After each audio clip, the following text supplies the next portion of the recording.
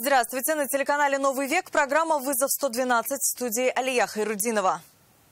И сегодня мы покажем водителя, для которого сесть за руль уже уголовное преступление. Вещество белого цвета. Почему и что он вез? Расскажем, как на 5-летнюю девочку в Казани упал шкаф, а на 13-летнего мальчика в Альметьевском парке свалился забор. А также, как люди отдают мошенникам взятые в кредит миллионы. Такие звонки не всегда поступают с незнакомых номеров. Иногда мошенники используют программы, которые имитируют номера телефонов банков или отделов полиции. И сюрприз от ГИБДД перед началом учебного года, которого водители не ждали. Дети у вас пристегнуты, все хорошо? Это и не только прямо сейчас. Чуть меньше 500 граммов наркотиков обнаружили автоинспекторы в автомобиле, остановленном для простой проверки документов. Поведение водителя сотрудникам ГИБДД показалось странным. У него были признаки наркотического опьянения. Это и стало поводом для детального досмотра автомобиля. Рамиль Шайдулин узнал, что и сам факт управления автомобилем для водителя уже уголовное преступление. Где находятся наркотические средства? Где? Вот здесь, вот в этом бардачке в маленьком. Он сам указал, где искать запрещенные вещества. Volkswagen автоинспекторы для обычной проверки документов остановили на трассе М7 недалеко от развязки с Горьковским шоссе. Предъявить мужчина ничего не смог, документов у него не было. Автолюбитель ранее уже был лишен водительского удостоверения за управление транспортным средством в состоянии опьянения. В связи с этим в действиях водителя усматривается уголовно наказуемое деяние, предусмотренное статьей 264 прим. 1 Уголовного кодекса Российской Федерации, нарушение правил дорожного движения лицом, подвергнутым административному наказанию. Состояние самого водителя говорило, что и в этот раз он сел за руль нетрезвым. Расширенные зрачки, замедленная речь, плохая координация движений и отсутствие запаха алкоголя – признаки наркотического опьянения. Сотрудники ГИБДД предложили мужчине проехать в больницу на медицинское освидетельствование, но он не захотел. Отказаться от досмотра машины мужчина не мог, хотя этого бы, наверное, очень хотел. Но выхода не было, и он показал, где лежат наркотики. Вещество белого цвета. Еще 2 пакетика с синими. Еще где? Все. Все, только там, да? Но полицейские ему не поверили и под пассажирским сиденьем нашли куда больше. При досмотре транспортного средства инспекторами были изъяты полиэтиленовые пакеты с порошкообразным веществом. И результаты исследований показали, что изъятый общей массой около 500 грамм является наркотическим средством синтетического происхождения. И если за рецидив вождения в нетрезвом виде мужчине грозит до 2 лет лишения свободы, то за незаконное хранение наркотиков в крупном размере закон предусматривает уже до 20 лет заключения. И на свободу мужчина теперь может выйти к своему 60-летнему юбилею. Рамиль Шайдулин, «Вызов 112». Сегодня в Казани в квартире одного из домов на улице Чистопольская на 5-летнюю девочку упал шкаф. Он стоял в коридоре и при падении заблокировал дверь комнаты, в которой находилась ее мама. Дверь в квартиру тоже была на замке, и помочь ребенку никто не мог. Прибывшие пожарные вскрыли входную дверь, подняли упавший шкаф и вытащили из-под него девочку. Медики скорой помощи госпитализировали пострадавшую. Сейчас она находится в ДРКБ. А в Альметьевском парке здоровья на 13-летнего мальчика упал забор. Мальчик разговаривал с другими детьми, когда на них стало падать ограждение. Он оттолкнул стоявшего рядом маленького ребенка, после чего конструкция рухнула ему на ногу, по предварительным данным сломав ее в 3 местах. По факту случившегося Следственный комитет возбудил уголовное дело по статье оказания услуг, не отвечающих требованиям безопасности, а прокуратура города начала проверку. Прокуратура Альметьевска начала проверку после инцидента с травмированием 13-летнего ребенка. Надзорное ведомство даст правовую оценку работе муниципального предприятия, на балансе которого находится парк. По итогам проверки будет решаться вопрос об ответственности виновных должностных лиц. Огонь вспыхнул в частном доме в казанском поселке Северный. Как рассказали очевидцы, пожар начался в районе 8 часов вечера.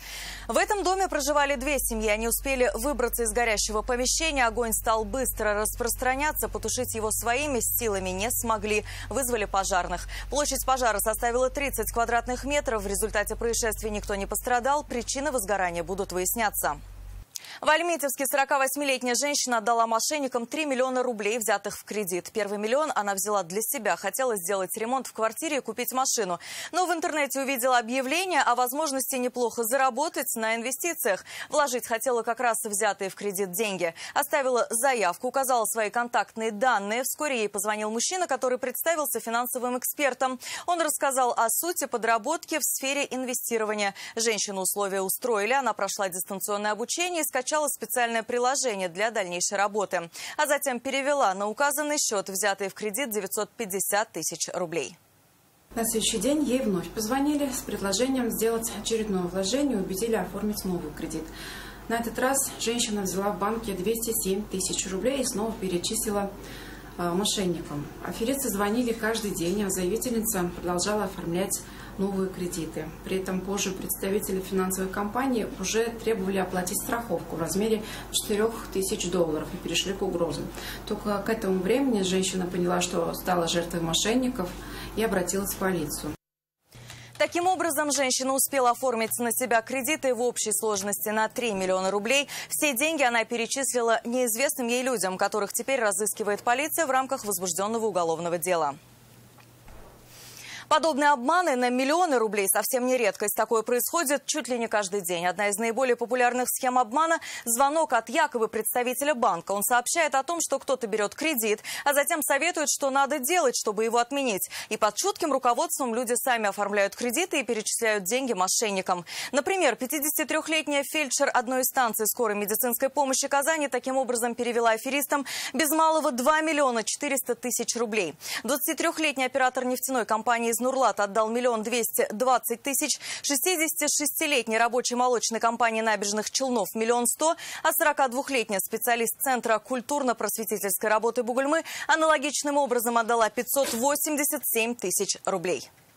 Кстати, такие звонки не всегда поступают с незнакомых номеров. Иногда мошенники используют программы, которые имитируют номера телефонов банков или отделов полиции. Прервите разговор и сами перезвоните в банк или дежурную часть органов внутренних дел. 60-летний бывший заместитель военкома Бугульмы, а также его 64-летняя знакомая привлекаются к уголовной ответственности за взятку и посредничество в даче взятки соответственно. По версии следствия, весной 2020 года жительница Бугульмы обратилась к подозреваемой с просьбой решить вопрос о незаконном освобождении 2 своих сыновей от службы в армии, после чего передала ей 330 тысяч рублей. Из них 10 тысяч та оставила себе за посреднические услуги, а остальное передала заместителю военкома. В результате в сентябре оба молодых человека получили военные билеты, освобождающие их от срочной службы. Противоправная деятельность была выявлена в ходе грамотно спланированных следственных действий и оперативно-розыскных мероприятий. Такого сюрприза от ГИБДД казанские водители сегодня не ожидали. В городе полным ходом идет операция «Внимание, дети». Автоинспекторы уделяют повышенное внимание соблюдению правил перевозки детей в машинах. К этому уже все привыкли. Места дислокации постов сотрудники ГИБДД выбирают поближе к школам и детским садам. Но не в этом случае. Детские учреждения там есть, но учеба пока не началась, а из детских садов детей забирают позже. При этом несовершеннолетних, как убедилась Елена Саляхова, на пассажирских сиденьях было совсем немало. Спецмероприятие проводится. Внимание, дети. Дети у вас пристегнуты, все хорошо? Основное внимание детям, вернее, соблюдение правил их перевозки. Нарушителей, по крайней мере, на улице Ломжинская сегодня автоинспекторы не выявили. Остальных поощряли. Мы дарим тебе мешок со светоотражающей полоской, чтобы тебя в темноте было видно хорошо на дороге. Госавтоинспекция по городу Казани в рамках оперативно-профилактического мероприятия «Внимание, дети» проводит рейды по выявлению водителей, которые нарушают правила перевозки детей и пассажиров, а также поощряют водителей, которые перевозят детей, пассажиров по всем правилам, небольшими подарками. Подарки перед учебным годом – полезные мешки для второй обуви. Водители совсем не ожидали получить от автоинспекции что-то кроме штрафов. Но после недолгого замешательства быстро приходили в себя. Светоотражающая полоска, чтобы тебя было хорошо видно на дороге в темное время суток. Спасибо. Еще у нас есть, вот еще школьницы есть.